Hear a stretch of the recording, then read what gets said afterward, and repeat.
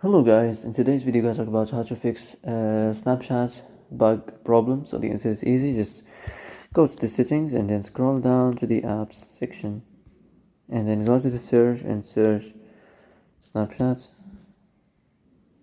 and then go to the storage, and here you will find this clear cache option. Click on it. Now you can go check it if it worked, and if it didn't you can try to restart your phone or turn the Wi-Fi off and on, or the Bluetooth or the airplane mode.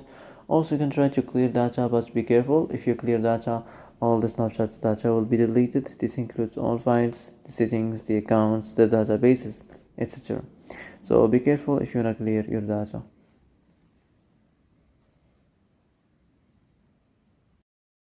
So that's it for today's video. I hope this is the answer you've been looking for. If you like this video, don't forget to like and subscribe, and see you in the next video.